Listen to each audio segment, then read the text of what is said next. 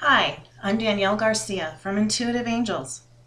Welcome to my new online series, Another Day at the Office. In this series, I'll be sharing with you some of my own personal experiences, as well as my experiences working with clients as a spiritual teacher, medium, intuitive channel, and healer. Now, the way that my angels and my guides communicate to me, especially the angelic realm, is through music. Sometimes a song will come on and a particular lyric I will keep hearing over and over and over again, or I'll hear the same song over and over and over again. And lately, within the past, 2 weeks, this same lyric, timing is everything, keeps coming back over and over and over again. So when I get signs like that, I start to think, okay, what is this about? How does this pertain to me? Does it pertain to someone else? What am I supposed to be learning from this? Timing is everything. Well, when I thought about it, it reminded me of a recent experience that I had here at my home. A friend of mine had lost a very dear friend of hers that she had grown up with. This woman, who I will only call Jane Doe to protect her personal information as well as to protect her family. This woman, Jane Doe, was brutally raped and murdered. It was extremely tragic. She was a wonderful soul, a very, very bright light.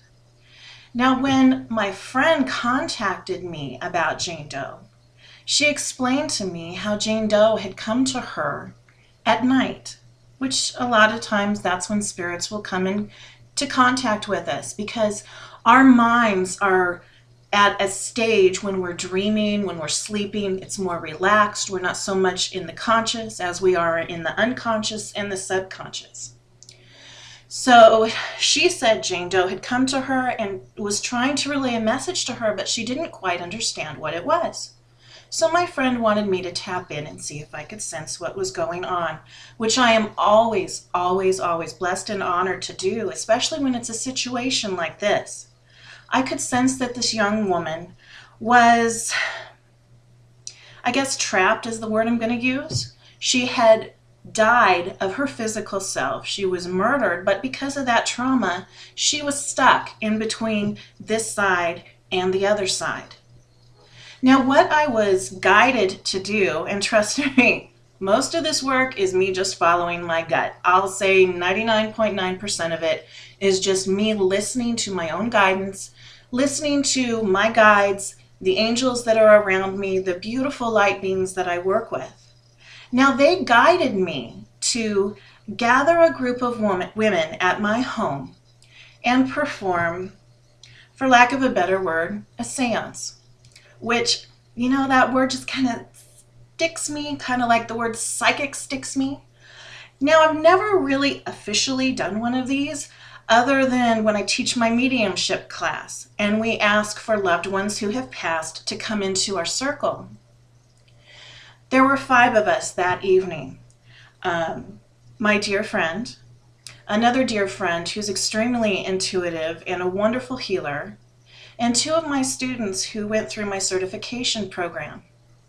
I opened the door for different women to come through and participate if they were guided to do so, full well knowing and having trust and grace that everything would work out as it was supposed to. Anyone who gathered that evening were the souls that were supposed to gather to work with this woman's energy.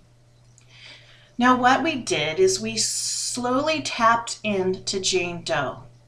We asked her to relay different details of what had happened to her, because at that particular moment, they had not caught the person responsible for this traumatic event that happened to her. We sat in silence. We asked for Jane Doe to come through. I channeled different things that were coming through my guidance, asking certain questions. We were all in trance with blank sheets of paper in front of us as we wrote things that came through to us. Now, this beautiful young woman who was such a bright light, who helped so many different people and changed so many different lives, was so full of anger and rage, which most justified, no doubt, especially as the details of this most harrowing and heinous crime came through to us. She was right over my shoulder and in my ear, whispering this name over and over and over. And the name of her attacker, his first name, came through. And she showed me the violence that happened to her, which was very disturbing. But what came through so strongly was that she wanted justice done. She wanted this man to serve the time for the crime. She wanted retribution. She wanted vengeance. Now, thinking on a spiritual level, I'm not really sure that once we're at home and when we're dead and all that good stuff, but our souls are still living on, we're going to be caught up in this negative gunk of eye for an eye. But in the human experience, it can very much be that way. What it taught me was that we're here to have that human experience. That's how we grow. We grow as a human, we grow as a soul, as a spirit, as a consciousness, as a soul family. She was entitled to all of those feelings because she was stuck in that cellular moment, in that time, in that space of that hateful, heinous crime against her body, against her mind, against her soul and spirit. What else would she possibly feel? Now, interestingly enough, what also happened in this evening is we're all getting information. One of the people that gathered there, and there was a total of 5 of us, she tapped in to the perpetrator. Not only did she tap into his energy, but she tapped into his higher self. She brought through information that this man wanted to be captured. He wanted to be caught. From a higher self level, from that perspective, he felt awful about what he did and how he acted out as his human physical self against this innocent woman. Now, for a first time, I tapped into his energy, but I wasn't able to tap into his higher self to see it from that perspective. I caught the human energy of him, of the act itself, of how he sought her out, of how he decided what to do next, about the sick fix that he was getting over this violent act. Now, as we worked with this woman, Jane Doe, we asked for signs to come along, and there were many. The room got cold. You would feel someone in your ear touching your shoulder. But one of the most,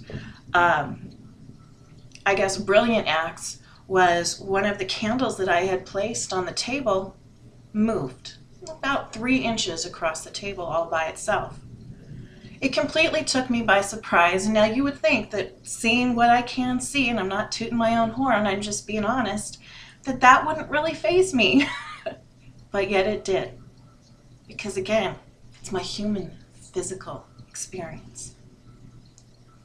As we could sense that she was there so strongly enough to move physical objects, we knew in our hearts that she needed to release, let go of the anger, let go of the vengeance. And so we all performed a healing on her, sending unconscious love from our hearts, removing what negativity we could see with our own eyes, with our own perceptions.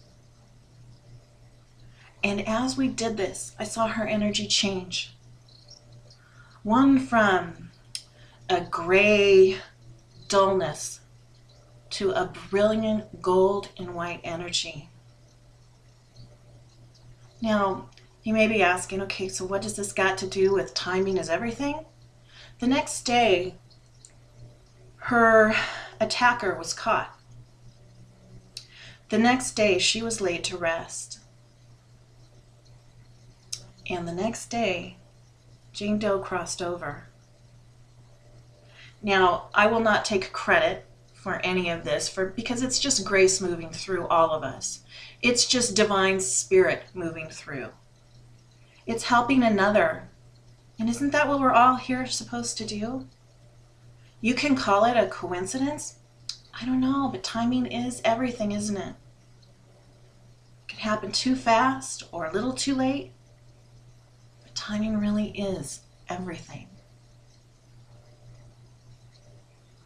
I urge you, when you get that gut feeling, when you're guided to help another person, to be nice, to smile, to say hi, good morning, whatever it is, go on that guidance. You're never going to know what difference that you can make in someone else's life and in your own. Because as you give of yourself, you get back more than 10 times over. That's the human experience. That's what we're here for, to learn from each other, to help one another. That's how we get through things. It's not by vengeance or hate, although we do learn our lessons through negative emotions and pain and suffering, etc., etc.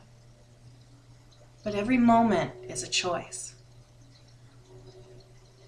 What will you choose today? I'll leave you with that thought. Have a wonderful, blessed day.